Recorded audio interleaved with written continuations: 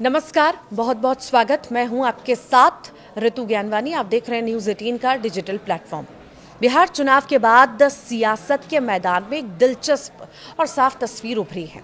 एक और जहां महागठबंधन के दो प्रमुख चेहरे तेजस्वी यादव और राहुल गांधी लोगों से दूरी बनाकर खामोश हैं, वहीं असदुद्दीन ओवैसी चुनाव परिणाम के तुरंत बाद सीमांचल की जनता के बीच पहुंचकर सक्रिय राजनीति का नया संदेश भी दे रहे हैं।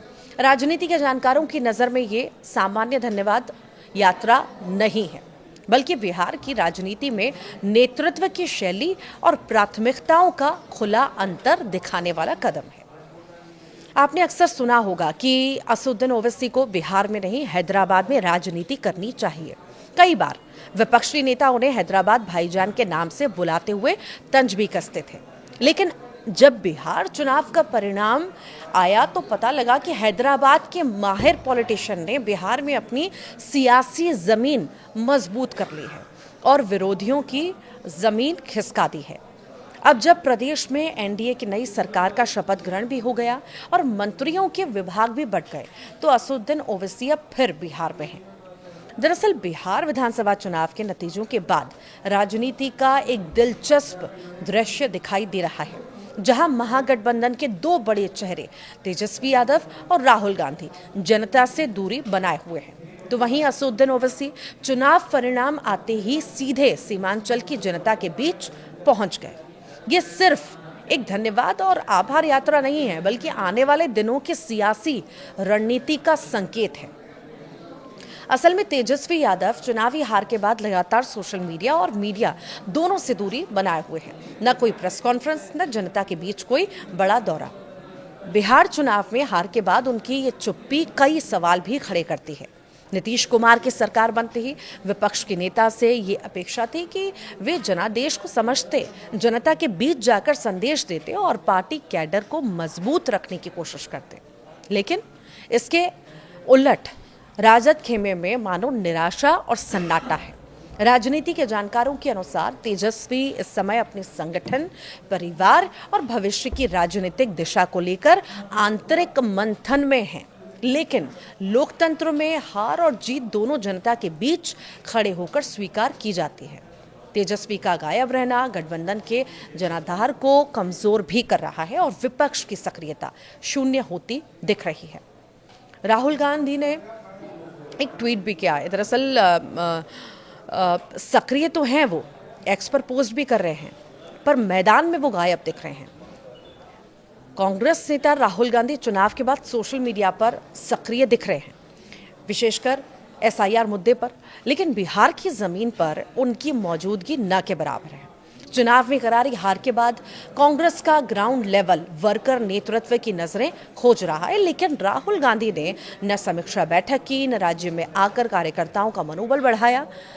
राहुल की ये डिजिटल एक्टिवनेस और जमीन पर गैर मौजूदगी कांग्रेस के संगठन को और कमजोर कर रही है, खासकर सीमांचल क्षेत्रों में, जहां पार्टी के सामने अब असदुद्दीन ओवैसी जैसी पहाड़ सी चुनौती सामने आ खड़ी है। इसके विपरीत एआईएमआईएम सुप्रीमो असदुद्दीन ओवैसी ने सीमांचल से 5 सीटें जीतते ही सबसे पहला जनता के बीच जाने का फैसला लिया। नीतीश सरकार के शपथ लेने के तुरंत बाद वे सीमांचल के दौरे पर निकल पड़े।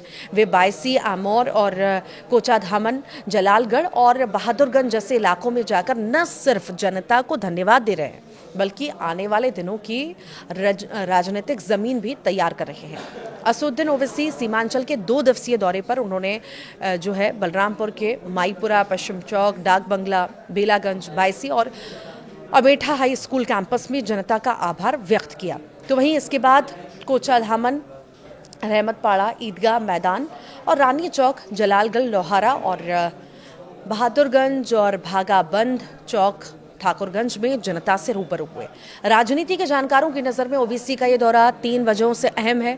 पहला, अपनी पकड़ मजबूत करना। सीमांचल में मिली सफलता को वे एक स्थायी राजनीतिक आधार बनाना चाहते हैं। दूसरा क्या है, महागठबंधन को खाली जगह भरना। आरजेडी और कांग्रेस की गैर मौजूदगी में ओवैसी खुद को असली विपक्ष के रूप में पेश कर रहे हैं। तीसरा यह कि भविष्य की राजनीति का विस्तार उन्हें करना है। 5 सीटों की जीत उनके लिए 2029 और 30 के चुनावों की तैयारी का आधार है। ओवैसी के भाषणों में विकास, भ्रष्टाचार, विरोध और सीमांचल की पिछड़ापन खत्म करने की बातें सबसे ज्यादा अहम है। इससे साफ है कि AIMIM आने वाले सालों में सीमांचल पर अपनी पकड़ को और मजबूत करने का लक्ष्य रखती है।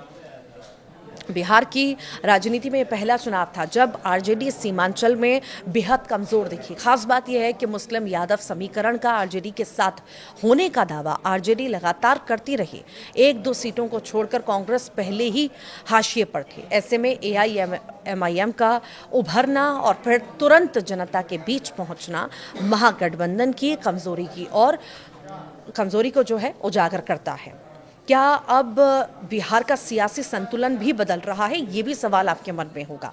जिस तरह के हमने परिणाम इस बार देखे, तेजस्वी और राहुल की चुप्पी ओवैसी के लिए लाभदायक साबित हो रही है, क्योंकि राजनीति में खाली स्पेस कभी खाली नहीं रहती और ओवैसी उसी खाली जगह को भरते दिखाई दे रहे हैं।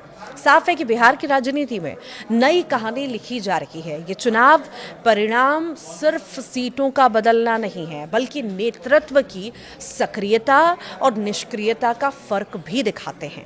एक तरफ तेजस्वी यादव और राहुल गांधी जनता से दूरी बनाए हुए हैं, तो दूसरी तरफ ओवैसी जनता के बीच खड़े होकर नए राजनीतिक समीकरण गढ़ रहे हैं।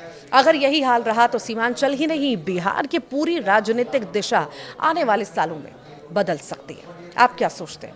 जरूर बताइएगा।